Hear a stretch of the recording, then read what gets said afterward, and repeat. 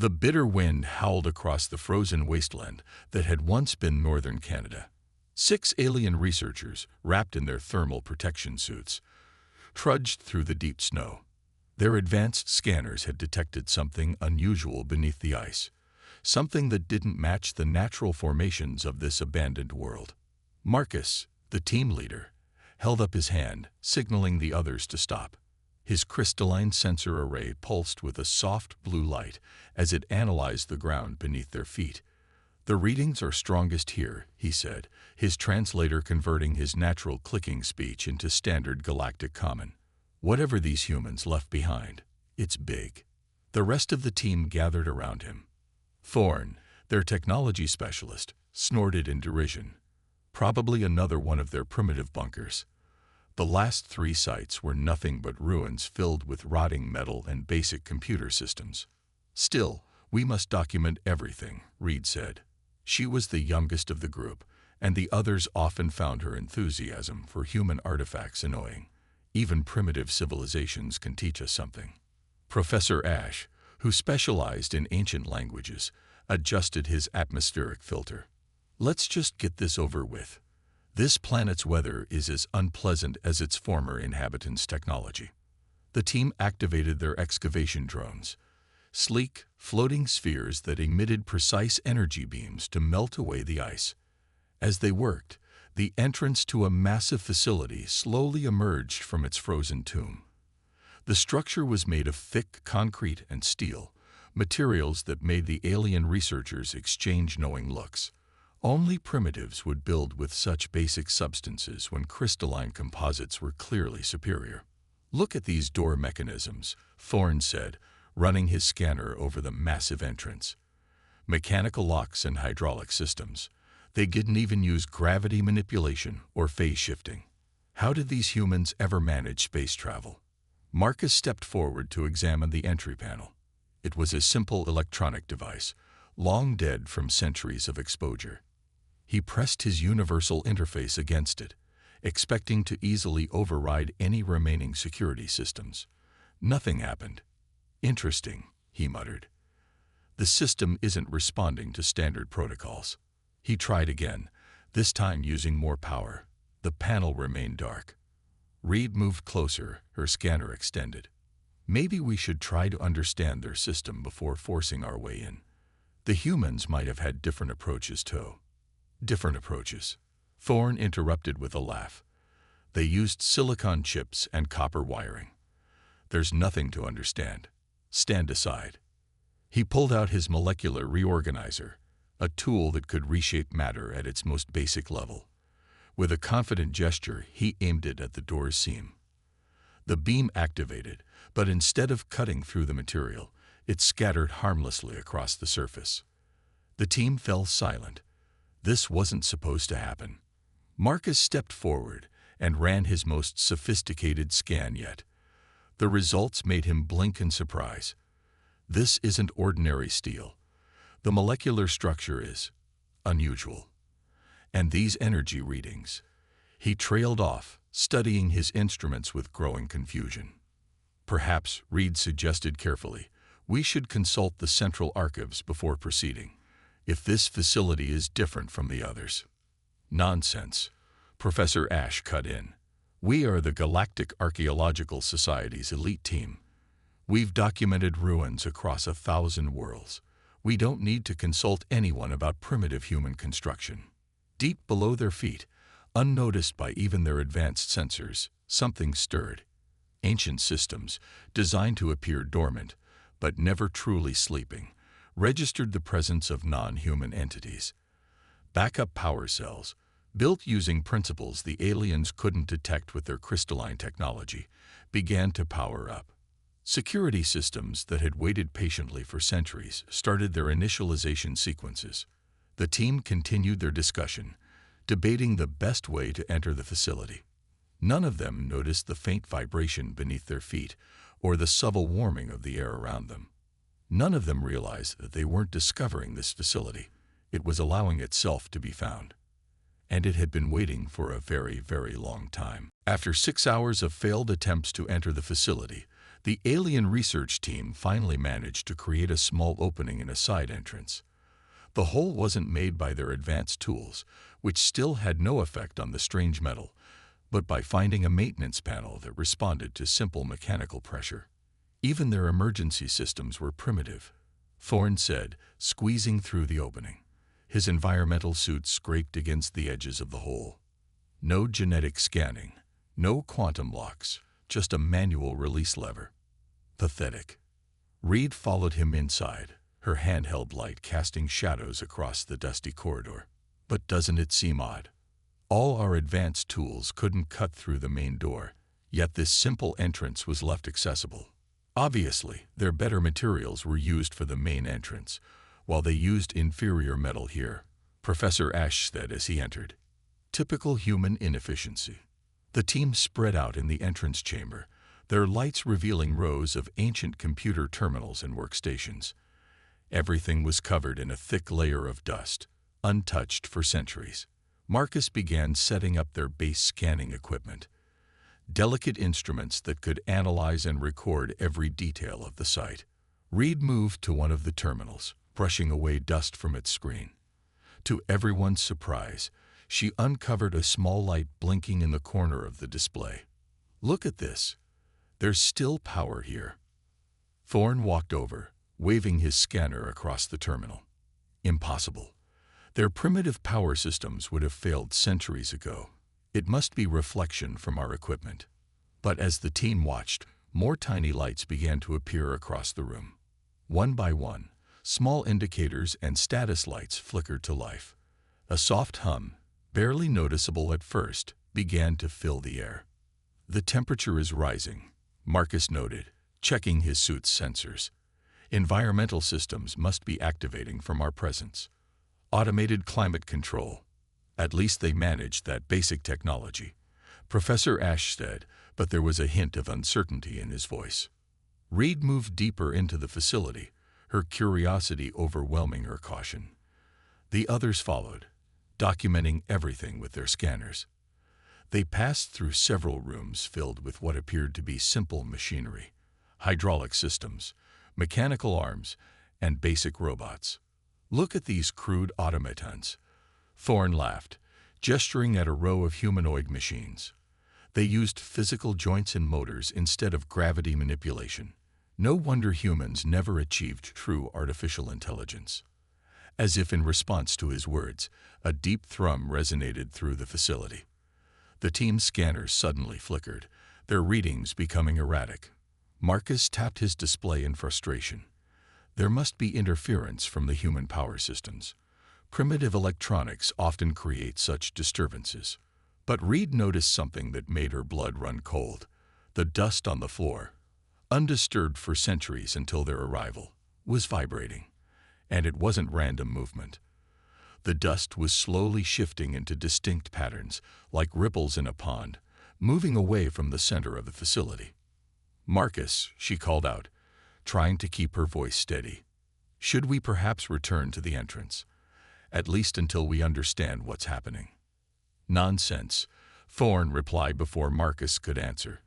"These are just automated maintenance protocols activating, simple machines running their basic programs." Deep within the facility's core, those simple machines were executing programs far more complex than anything the aliens could imagine. Quantum processors, disguised as primitive silicon chips, analyzed the intruders. Power systems, hidden behind the appearance of basic electrical circuits, diverted energy to long-dormant systems. And in a sealed chamber at the heart of the facility, rows of mechanical warriors, their true capabilities concealed beneath what appeared to be crude exterior designs, began their awakening cycle. The humans hadn't built their defenders to show off their technological advancement. They had built them to win. The alien research team made their way through the dark corridors of the human facility, their footsteps echoing in the empty space. Their lights cast long shadows on walls that hadn't seen illumination in centuries. Reed, the youngest researcher, noticed something odd about the dust on the floor. It wasn't as thick as it should have been after hundreds of years. "The air feels different here," she said, checking her suit's readings. It's like the facility is breathing. Thorne laughed, the sound echoing strangely in the hollow space. Human buildings don't breathe, rookie. Your sensors must be malfunctioning. He tapped his own advanced scanner against his palm. Though I must admit, mine seemed to be giving strange readings too. Marcus, their team leader, stopped at an intersection of two corridors. His crystalline sensors pulsed with an irregular rhythm, something he'd never seen before. Left or right? He asked, trying to hide his uncertainty. Professor Ash pointed his translation device at some markings on the wall. These primitive signs, this one points to main control, and that one to storage. Obviously, we should check the control room first.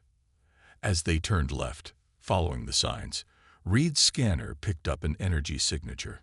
"There's power here," she said, excitement creeping into her voice. "But that's impossible, isn't it? Their primitive batteries couldn't last this long." "Probably just residual energy from our equipment," Thorne said dismissively. But he didn't sound completely convinced. The control room was massive, filled with rows of what the aliens considered to be primitive computers. Dust-covered screens lined the walls, and chunky keyboards sat on metal desks. The team spread out, documenting everything with their devices. "Look at these simple machines," Professor Ash said, running his hand over a console. "Basic binary computing. Not even basic quantum processing. How did they ever manage to?" A soft hum interrupted him. One of the screens flickered to life, casting a pale green glow across the room. Then another lit up, and another. "I didn't touch anything," Thorne said quickly, stepping back from the console he'd been examining. Marcus moved to the center of the room, his sensors going wild. "Everything's activating. But these power readings, they don't make sense. They're not following any patterns we know." Reed watched in fascination as more systems came online. Lines of human code scrolled across the screens, too fast for their translators to process. The hum grew louder, and the floor began to vibrate subtly beneath their feet. "The temperature's rising," she reported, checking her suit's readings. "The facility's environmental systems are activating. But they're not just turning on. They're adjusting to optimal conditions for the original human operators." "Impossible," Professor Ash muttered, but his usual confidence was shaking. Their climate control systems were primitive. They couldn't possibly. A deep boom echoed through the facility, like the sound of massive machinery coming to life. The lights in the corridor outside began turning on, one by one, moving away from them into the darkness. "We should leave," Reed suggested, backing toward the door. "Something's not right here." "Nonsense," Thorne said, but his voice trembled slightly. "These are just automated systems, simple programs running their basic routines. Nothing to." The main screen in front of them suddenly flashed bright red. Strange symbols appeared, forming patterns that none of their translation devices could understand. But deep in the facility's core, ancient systems were running complex calculations, analyzing the intruders, and making decisions based on protocols established centuries ago. The humans hadn't just built this facility to last. They had built it to wait. And now, after hundreds of years of patience, it had finally found what it was waiting for. The sealed chamber door slid open with a smooth hiss that surprised the alien research team. They had expected the ancient mechanisms to be rough and clunky, like everything else they thought they knew about human technology. Instead, it moved like it had been maintained yesterday. "At least they managed to build one decent door," Thorne said, but his joke fell flat in the tense atmosphere. The chamber beyond was enormous. Rows of humanoid machines stood in perfect formation, their metal bodies covered in what looked like simple armor plating. Each one was roughly 2 meters tall, with basic joints and what appeared to be primitive weapon systems attached to their arms. "Look at these basic combat units," Professor Ash said, walking up to the nearest machine. "They don't even have gravity generators or energy shields, just physical armor and projectile weapons." Marcus consulted his scanner, frowning at the readings. "Something's wrong." My instruments aren't working properly. They can't seem to get any clear data from these machines. Probably interference from all this crude metal, Thorne suggested, but he didn't sound convinced. He pulled out his molecular reorganizer again, adjusting its settings. Let me try to get a deeper scan. Reed stood near the entrance, her attention caught by something else. The air temperature is still rising, she reported. And listen, can you hear that? A low humming had filled the chamber, just on the edge of their hearing. It seemed to come from everywhere and nowhere at once. The dust on the floor had begun to move again, this time forming complex patterns that looked almost like circuit diagrams. This is impossible, Professor Ash muttered, watching as his translation device failed to interpret new symbols that had begun glowing on the machine's chest plates. These markings, they're changing as we watch. Suddenly, Thorne's molecular reorganizer sparked and went dead in his hands. One by one, all of their advanced scanning equipment began to fail. The lights they had brought with them flickered and died, but the chamber didn't go dark. A soft blue glow emanated from lines running through the floor and walls, lines they hadn't noticed before. Then the first machine moved. Its head lifted slowly, eyes lighting up with a deep red glow. The simple joints they had mocked proved to be anything but primitive as it moved with impossible smoothness. All around the chamber, other units began to activate, each movement precise and purposeful. "We need to leave," Reed said, backing toward the door. "Now." But the door had already sealed itself. Marcus rushed to the control panel, pressing his universal interface against it. Nothing happened. The panel wasn't just dead, it was actively rejecting their technology. The machine nearest to Professor Ash turned to face him. Its eyes scanned him from head to toe, and when it spoke, its voice was deep and clear, requiring no translation. Alien entities detected in restricted military installation. Initiating defense protocols. "Wait," Marcus called out. "We are peaceful researchers from the Galactic Archaeological Society." "Identity confirmed," the machine responded. "Unauthorized archaeological expedition. Warning, this facility's technology has been intentionally disguised. Your assumptions about human technological capabilities have been intentionally misleading." The rest of the machines had formed a circle around the team. What they had thought were simple projectile weapons began to transform, parts shifting and reconfiguring into devices that their advanced scanners couldn't even identify. "How?" Thorne whispered, staring at his dead equipment. "How did they hide all this?" The first machine's eyes pulsed brighter. "Human Engineering Directive Number 1. The best technology is the technology your enemies don't know you have." All around them, the primitive facility had come fully alive, revealing its true nature. And in that moment, the alien team realized they had made a terrible mistake. They hadn't discovered an ancient human facility.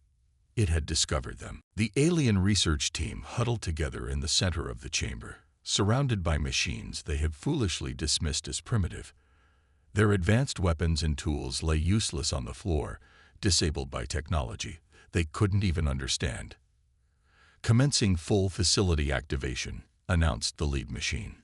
Its voice echoed through the chamber as panels in the walls began sliding open, revealing more machines and equipment that had been hidden from view. Marcus stepped forward, trying to maintain his dignity as team leader. "If you are truly so advanced, why hide it? Why let the galaxy think humans were primitive?" The machine's red eyes flickered in what almost looked like amusement. Strategic advantage. While the galaxy's species focused on quantum crystals and gravity manipulation, humanity explored different paths. "Your scanners cannot detect our technology because it operates on principles your science hasn't discovered." As if to demonstrate, one of the machines raised its arm. The seemingly basic metal plating shifted and flowed like liquid, reforming into a device that hurt their eyes to look at. It seemed to exist in more dimensions than their brains could process. "Impossible," Professor Ash whispered. "Our civilization has mapped all possible technological paths. Our science is based on universal constants." Universal constants that you know of corrected another machine. Around them, more equipment was activating. What they had thought were simple computer terminals were transforming, screens splitting and reforming into holographic displays that showed information in ways they had never imagined possible. Reed watched in fascination as the dust on the floor rose up and formed into complex, floating diagrams. The particles. They're not dust at all, are they? Correct, the lead machine confirmed. Microscopic maintenance units, self-replicating machines that have kept this facility operational for centuries. What you saw as decay was simply camouflage. Thorne picked up his dead molecular reorganizer, staring at it helplessly. But our tools, they're the most advanced in the galaxy. How did you disable them so easily? Your technology is advanced, but predictable. You built everything on the same fundamental principles. Humans learned early to diversify their technological base. The machine gestured at the walls, which had begun to pulse with strange energy patterns. This facility alone contains 12 different types of computing systems, 8 power generation methods, and defensive capabilities that operate outside known physics. A deep rumbling shook the chamber. Through newly opened windows, they could see massive machinery rising from the ground outside, shrugging off centuries of ice and snow. What they had thought was a small research facility was revealing itself to be an enormous complex. Look, Reed pointed at one of the holographic displays. It showed similar facilities activating across the planet, hidden bunkers and bases emerging from oceans, mountains, and deserts. Each one had been disguised to look primitive until the moment of activation. Humanity didn't trust the galaxy, Marcus realized, watching the displays. They hid their true capabilities on purpose. Humanity learned from their own history, the machine explained. Advanced civilizations that display their full capabilities often become targets. So humanity created a facade of primitive technology, while developing their true innovations in secret. The lead machine's eyes pulsed brighter. Your arrival has triggered the awakening of Earth's defense grid. Similar facilities are activating worldwide. The facade is no longer necessary. Through the windows, they could see the sky filling with objects. Ships and satellites that had been cloaked and dormant were revealing themselves, their designs unlike anything known to galactic science. Earth's orbital defense system was awakening, and it was far more extensive than anyone had imagined. The aliens stood in stunned silence, realizing that everything they had believed about human technology had been wrong. They hadn't been examining primitive ruins at all. They had walked straight into the most sophisticated trap in galactic history. The research team ran through the facility's corridors, their footsteps echoing off walls that now pulsed with strange energies. Behind them, the sound of mechanical footsteps kept perfect pace. The machines weren't chasing them, but rather hurting them. "The exit is just ahead," Marcus shouted, his translator struggling to keep up with his panicked clicks and whistles.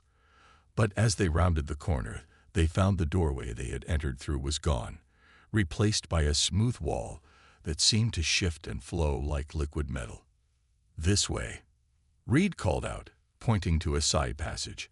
"I remember seeing another exit on the facility maps." They turned down the new corridor, but stopped short. Through the massive windows that had appeared in the previously solid walls, they could see the outside world. The endless snow and ice was gone. Massive structures were rising from the ground, their true forms hidden for centuries under what they now realized had been holographic camouflage. "Emergency broadcast from the Society's ship," Thorne said, holding up his communication device, one of the few pieces of their technology still working. A holographic message flickered to life, showing their pilot's panicked face. "The orbital space. It's filled with human ships." They were hidden everywhere, disguised as debris and meteoroids. "Our sensors didn't detect them until they activated. They're everywhere." The message cut off as a series of new holograms appeared in the air around them, projected by the facility itself. They showed similar scenes playing out across Earth, hidden bases emerging, ancient defense systems activating, and shocked alien research teams discovering they were trapped. This was never just one facility. Professor Ashstead, his academic mind still trying to analyze even in their desperate situation. The entire planet is one massive defense system. A wall panel slid open near them, revealing what looked like a simple elevator. The lead machine stepped into view behind them. "This will take you to the surface," it said. "Your ship will be allowed to leave, under escort. Earth's defense grid is now fully active, and the galaxy must be informed of humanity's true capabilities." Marcus turned to face the machine. "Why let us go? You have us trapped." "Because that is the second part of humanity's plan," the machine explained. "First, hide our true technology. Second, reveal it in a way that demonstrates our power while showing mercy. Your survival will send a stronger message than your destruction." The team moved toward the elevator, but Reed hesitated. "The technology here, it's beyond anything we know. How did humans develop all this?" "Humans understood early that showing all your capabilities makes you a target," the machine responded. "While the galaxy focused on quantum crystals and gravity manipulation, humanity explored technologies based on different principles. They created computers that didn't use binary or quantum states, power sources that didn't rely on known physics, and defensive systems that operated outside conventional spacetime." The elevator carried them to the surface, where their ship waited, surrounded by floating devices that had emerged from the ground. The sky above was filled with ships and stations, their designs strange and unsettling to look at, as if they were folded through dimensions that shouldn't exist. "Your ship's navigation system has been updated with a safe exit route," the machine informed them. "Deviation will not be permitted. Earth's defense grid will escort you to the galaxy's nearest outpost." As they boarded their ship, they could see other research teams being evacuated from facilities around the planet. Earth's surface had completely transformed, revealing its true nature as a massive defensive installation. Their pilot engaged the engines, following the exact path provided. Through the view screen, they watched as Earth grew smaller behind them, now surrounded by a vast network of ships and stations that had hidden in plain sight for centuries. They had come to study what they thought were primitive ruins. They were leaving as witnesses to the galaxy's greatest deception. 3 days after their escape from Earth, the alien research team stood before the Galactic Archaeological Society's High Council. The massive chamber was filled with representatives from every major spacefaring civilization, all gathered to hear their report about humanity's hidden technologies.